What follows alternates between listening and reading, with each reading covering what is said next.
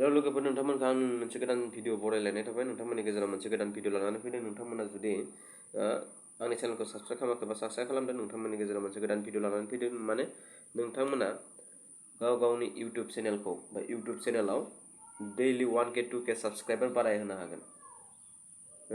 1K 2K subscriber daily बारायहोनो हागोन बे नोंथांमोना माबादि बारायहोगोन बेखौ नोंथांमोननि गेजेराव फोरमायगोन नोंथांमोना जुदि चेनेलखौ साबस्क्राइब खालामाखैबा साबस्क्राइब खालाम लोगोसे खाथिफोरनो बेल आइकनखौबो दाबायना हो लोगोसे माने बिदिनो गोदान गोदान नटिफिकेसन बा भिडिअफोरखौ नोंथांमोना नुबाय थायो बा नायबाय थानो हागोन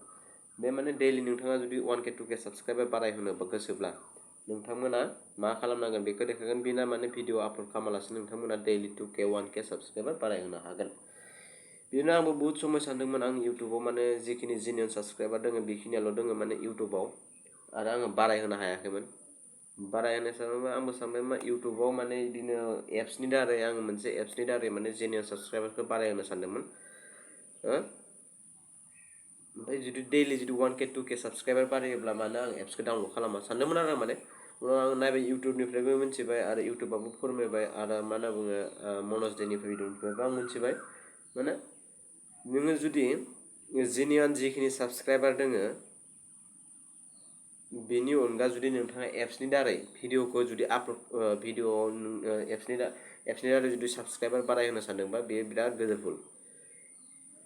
भुल नोंथांनि बे चेनेला मालाबाबो मनिटाइजेसन जानाय नङा वाच टाइमबो जानाय नङा आरो भिउवार्सबो जानाय नङा बे मोनसे एप्सआ मारै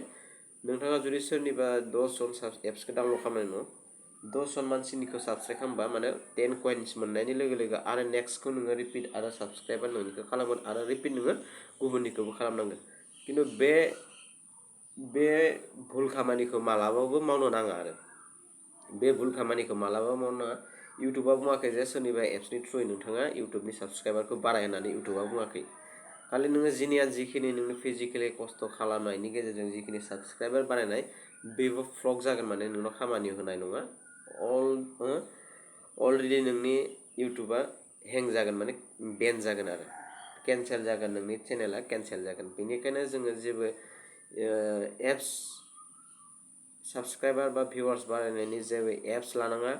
बेखौ लाबा नोंनि जिखिनि आगोलाव खस्थ' खालामनाय बेबो ओरैनो बेकार थांगोन आरो नोंथाङा जिखिनि साबस्क्राइबार दंमोन बेखिनियाबो बेकार थांगोन आरो चेनेला बेन जागोन बेनिखायनो बेखिनि इनफरमेसनखौ नोंथांमोननो फोरमायनो होननानै आं भिडिअ बानायबाय जाहाथे बेफोरबायदि बहुत सारि माने भिडिअसफोर दङ इउट्युबाव बेफोरनिफ्राय जोङो 1K साबस्क्राइबार बारायनो हायो 2K साबस्क्राइबार बारायनो हायो उमुक एप्सनि जुरै खिन्थु बेफोरो बहुत भुल बेनिखायनो नोंथांमोना बेफोर खामानिखौ मावनो नाङा नङाबा नोंथांनि चेनेला बेन जागोन जिखिनि जेनिउन खस्थ' खालामनाय बेखिनि साबस्क्राइबारखौ थानो हो आरो मोजाङै कन्टेन्ट होबाय थाबानो इउट्युबआ साबस्क्राइबारा बारायलांबाय थागोन आरो भिउवार्सआ बारायलांबाय थागोन जाहाथे बेफोरबायदि माने माबानिफ्राय नोंथांमोना साबधान जाना थायो जाहाथे नेक्स्टआव